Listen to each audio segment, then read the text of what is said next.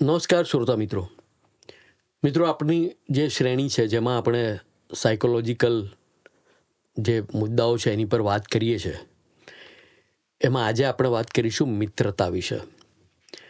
તમે જાણો છો કે મિત્રતા જીવનમાં કેટલી મહત્વની છે, કોની સાથે મિત્રતા કરી શકાય અને મિત્રતાના લાભ બંને જણને કેવા થાય. તો સાયકોલોજીકલી આ વાત જે છે એ સમજાવવા માટે આપણા સ્ટુડિયોઝમાં ઉપસ્થિત છે જ્યોતિ દવે. જ્યોતિ મેમ ક્લિનિકલ સાયકોલોજીસ્ટ છે અને એલજે યુનિવર્સિટીમાં એમની સેવાઓ આપે છે, અન્યત્ર પણ એમની સેવાઓ આપે છે. મેડમ, તમે એક સાયકોલોજીસ્ટ તરીકે કેવી રીતે મિત્રતાને વ્યાખ્યાયિત કરો? સર, મિત્રતા બહુ જરૂરી છે. નોર્મલ બેઝ ઉપર એવું હોય છે કે જે પણ રિલેશન છે એ બ્લડના રિલેશન છે, અધરવાઇઝ કોઈ રિલેટિવ્સ છે, અધરવાઇઝ તો આપણે નેબરના ગ્રુપમાં હોઈએ છીએ. મોસ્ટલી એ રીતેના જ બધા રિલેશન હોય છે, પણ મિત્રતા એ બહુ મોટી વાત છે.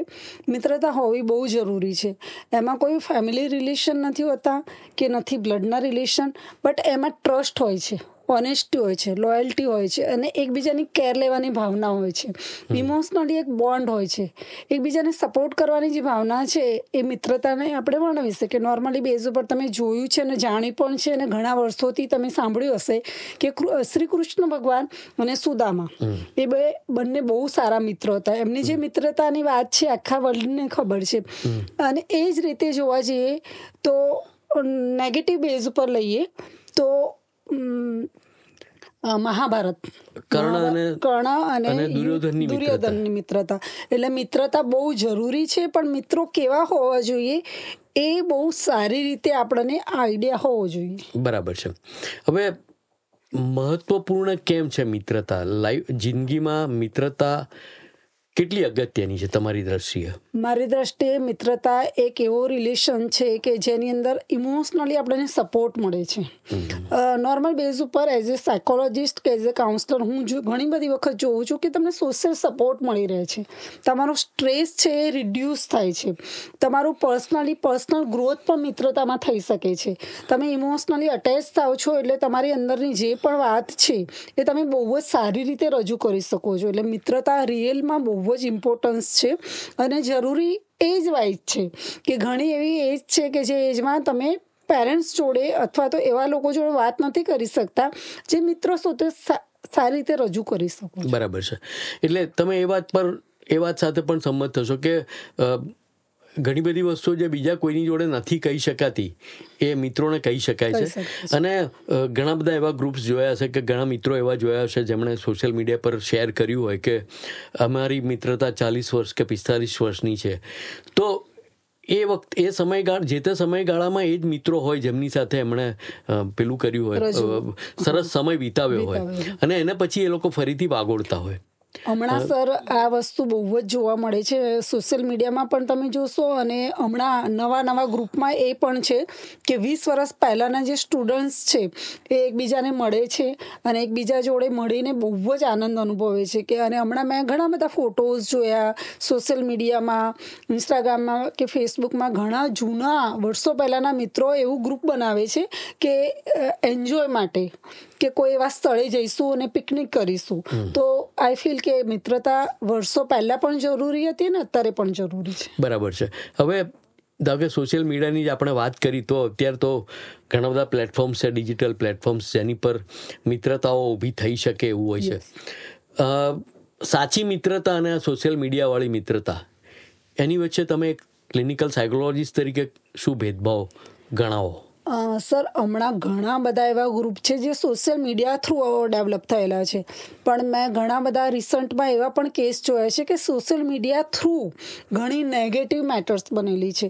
સોશિયલ મીડિયામાં અમુક મેન્ટલ હેલ્થનું પણ એક ગ્રુપ છે, સ્કિલ ડેવલપમેન્ટ કરતું પણ ગ્રુપ છે, પણ તમે એક્ઝિસ્ટ જે અસ્તિત્વમાં જે રજૂ કરી શકો છો ને એ સોશિયલ મીડિયામાં ખાલી લાઇકિંગ ને ડિસલાઇકિંગ અને તમને રિયલીમાં આઈડિયા જ નથી હોતો કે તમે કોની જોડે વાત કરી રહ્યા છો.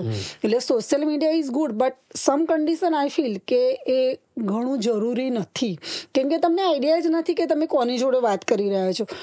રિસન્ટમાં જ I don't want to reveal any things, but એવી એક મેટર્સ બની હતી જેમાં એક દીકરી સોશિયલ મીડિયા થ્રુ વાત કરતી હતી અને એને એવું જ લાગતું હતું કે મારી એજનું કોઈ છે, પણ પછી મીટિંગમાં ખબર પડી કે he is more than 42 years old man અને એ ઘણી બધી રીતે નેગેટિવ એને પ્રોબ્લેમ થયો હતો અને એને પછી કાઉન્સલિંગની જરૂર પડી હતી. એટલે તમે જો ઓળખતા નથી અને તમને આઈડિયા નથી, ખાલી ને ખાલી તમારું સોશિયલ ડેવલપમેન્ટ કરવા માટે કે તમને સારું રજૂ કરવા માટે તમે આ રીતેની વર્ક ના કરો તો વધારે સારું. બરાબર છે. એટલે એક સવાલ એવો થાય કે પસંદગી કેવી રીતે કરવી મિત્રોની, કારણ કે અત્યારે જ્યારે તમારી પાસે વિકલ્પો ખૂબ હોય ત્યારે મિત્રોની પસંદગીમાં પણ તમારે અમુક ચોકસાઈ રાખવી જોઈએ. એક સાયકોલોજીસ્ટ તરીકે તમે કઈ ચોકસાઈ રાખવાનું મિત્રોને કહો? જેમ કે આપણે કોલેજનું ગ્રુપ છે, સ્ટડીનું ગ્રુપ છે, ઘણા બધાની સ્કિલ અલગ અલગ છે એ રીતેનું ગ્રુપ છે, ઘણા બધા એવા છે. હવે સર એજનો કોઈ ડિફરન્સીસ નથી. ઘણા યંગસ્ટર અને એજેડ લોકો પણ સારી રીતે કોઈ એક સ્કિલમાં ડેવલપ કરતા હોય છે અને મિત્ર બનતા હોય છે. પણ મને એવું લાગે છે કે ઘણા બધા એવા મિત્ર પણ હોય છે કે જેમાં ડિફરન્સીસ છે, કે ઇન્ટ્રોવર્ટ છે, એક્સ્ટ્રોવર્ટ છે. હવે કોઈ એવું રહ્યું જ નથી કે આ મિત્ર બનાવો કે આ મિત્ર, પણ ઘણું બધું ચોકસાઈથી મિત્ર બનાવવો જોઈએ. રિસન્ટમાં જ મેં એક એક્ઝામ્પલ આપું તો કે ગાર્ડનમાં એક એવું ગ્રુપ હતું જેમાં એક 62 યર્સના હતા અને એક બોય હતો એ 24 યર્સનો હતો અને એ લોકો મ્યુઝિકમાં જોડે ક્યાંક એડ થયા હતા અને એ લોકોનું બહુ જ સારું ગ્રુપ હતું. મેં પોતે જોયેલું છે. એટલે હવે કોઈ એજનો ક્રાઇટેરિયા નથી, પણ તમને ગમતું, તમારી પસંદગીનું, રસ રુચિનું, અધરવાઇઝ તો એવું પણ ગ્રુપ હોઈ શકે જે સ્ટડીમાં વર્ક કરે, ઘણા પ્લેસમેન્ટમાં, ઘણા બધા અલગ ટાઈપના મિત્રો બનતા હોય છે. ઘણાની કોમ્યુનિકેશન સ્કિલ સારી નથી અને ઘણા સારી રજૂઆત કરે તો એ બંને સારા મિત્રો બની શકે છે. એટલે એમને ઇન્ફ્યુરિટી કોમ્પ્લેક્સ નથી આવતો કે કંઈ વાંધો નહીં, મારા ફ્રેન્ડ રજૂ કરી શકશે.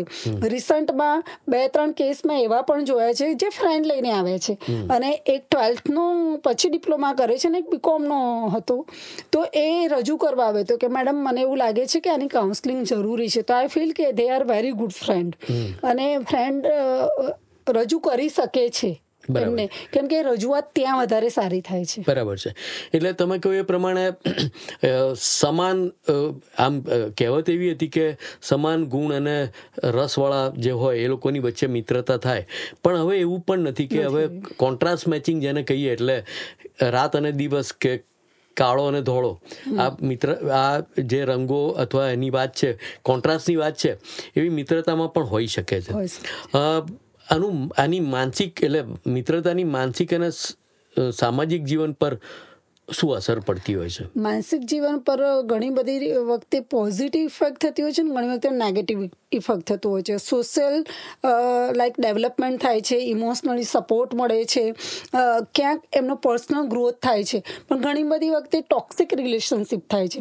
ઘણી વખતે ટાઈમ મેનેજમેન્ટ પ્રોપર નથી થતું હોતું. ઘણા લોકોને સોશિયલ મીડિયા બહુ ગમતું હોય છે તો વિડીયો કોલ કરી દેતા હોય છે, કન્ટિન્યુઅસ વાતચીત કરતા હોય છે, તો એમનું જે ફોકસ છે, જે એમનો ગોલ છે, એમને અચીવ કરવામાં એમને પ્રોબ્લેમ થતો હોય છે.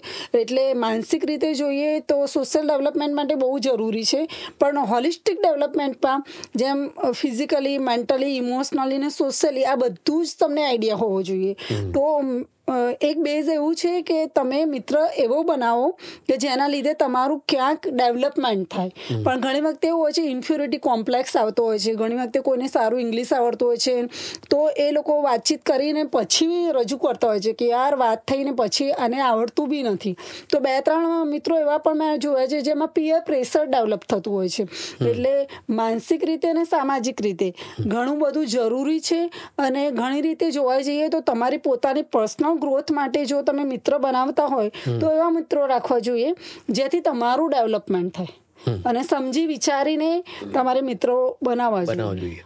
હવે મિત્રતામાં ક્યારેક એવું પણ થતું હોય છે કે કોઈ ગેરસમજ ઊભી થાય, મિસઅન્ડરસ્ટેન્ડિંગ ઊભું થતું હોય છે, તો એને તમે કેવી રીતે એઝ અ સાયકોલોજીસ્ટ તમે એને કેવી રીતે કહો કે કેવી રીતે દૂર કરી શકાય? જો મિત્ર છે ત્યાં મોસ્ટલી એવું હોવું જોઈએ કે ક્લેરિટી હોય. જ્યારે મિત્ર બનતા હોય ને તો સૌથી પહેલું જોઈએ તો એ જ હોવું જોઈએ કે ક્લિયર રિલેશનશિપ હોય. જ્યારે પણ પ્રોબ્લેમ થાય છે ત્યારે એકબીજાને સામે રજૂ કરી દેવા જોઈએ. અને કોઈ પણ એવું લાગે છે કે હું સામે નથી બોલી શકતો તો social media through message through વાત કરી લે કે મારું અહીંયા ક્યાંક આવો પ્રોબ્લેમ થયો છે તો થેન્ક યુ, અધરવાઇઝ સોરી. આ પણ રજૂઆત કરવી જોઈએ, કેમ કે મિત્રો એને જ કહેવાય કે જે એકબીજાને સમજે. મેં કીધું એમ ટોક્સિક રિલેશનશિપ બહુ ના સારી, અને એના લીધે તમે મેન્ટલી એન્ઝાયટી, સ્ટ્રેસ કે ડિપ્રેસ થઈ શકો છો. એના કરતાં બેટર છે કે તમે સામે સામે રજૂ કરો. અધરવાઇઝ તો કોઈ એવું ગ્રુપ હોવું જોઈએ કે જે ગ્રુપમાં તમારા ફ્રેન્ડને કંઈ ઇસ્યુઝ થાય છે તો એકબીજા સાથે રજૂ નથી કરી શકતા તો કોઈ થ્રુ તમે એમને કહી શકો. ઘણું બધું છે સર. હોય તો તમારે રજૂઆત કરી જ દેવી જોઈએ, અને ક્લેરિટી હોવી બહુ જરૂરી છે. તો જ મિત્રતા વર્ષો સુધી ચાલશે. થોડીક સમજણ પણ કેળવવી પડે, થોડુંક લેટ ગો પણ કરવું પડે.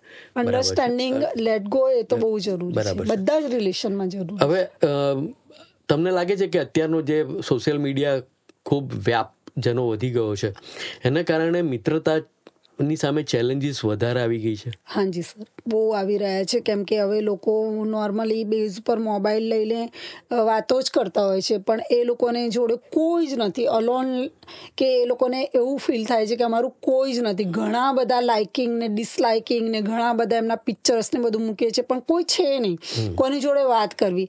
તો આઈ ફીલ કે જેમ પહેલાંથી હતું એમ અત્યારે પણ હોવું જોઈએ કે સારા મિત્રો અને લોકો જોડે વાતચીત કરવાથી ઘણું બધું તમે ડેવલપ થઈ શકો છો. એટલે સોશિયલ મીડિયા કરતાં પણ જરૂરી છે કે તમે રૂબરૂમાં વાતચીત કરો. તમારું એક્ઝિસ્ટન્સ ત્યારે જ રજૂ કરી શકશો કે જ્યારે તમને આઈડિયા આવે, આઈ કોન્ટેક્ટ સારો થઈ શકે, તમારું ઇમોશનલ ડેવલપમેન્ટ સારું થઈ શકે, તમે એમના બિહેવિયર નોટિસ કરી શકો, તમને આઈડિયા આવે કે આ વ્યક્તિ મારી જોડે પર્સનલી કે ઇન્ટરપર્સનલી કેવી રીતે રજૂ કરી શકે છે, તો તમે વધારે સારું મે બી સારી રીતે રજૂ કરી શકો. પહેલાંના જમાનાના જે મિત્રો હતા એ લોકો ઘણા બધા ખેલકૂદ કરતા હતા, ગીલી દંડા રમતા હતા, કે જે પણ સારી સારી ગેમ રમતા હતા. એમના લીધે એમનું ફિઝિકલ અને મેન્ટલી અને ઇમોશનલ બહુ સારું ડેવલપમેન્ટ થતું હતું. તો અત્યારે એ જો ગેમ નથી, પણ ઘણી એવી ગેમ છે કે જે એ લોકો સારી રીતે રમી પણ શકે, વાતચીત પણ કરી શકે, અને એ લોકોની પોતાની એક રજૂઆત સારી કરવાથી એમને મેન્ટલી, ઇમોશનલી અને સોશિયલી બહુ સારું એવું ગ્રુમિંગ કરી શકે. બરાબર છે. એટલે એવું કહી શકીએ આપણે કે ધારો કે કોઈ મિત્રની વર્ષગાંઠ હોય તો એને મેસેજ મોકલી દેવાના બદલે એની જોડે ફોન પર વાત કરી લેવી જોઈએ, એને રૂબરૂમાં મળવું જોઈએ.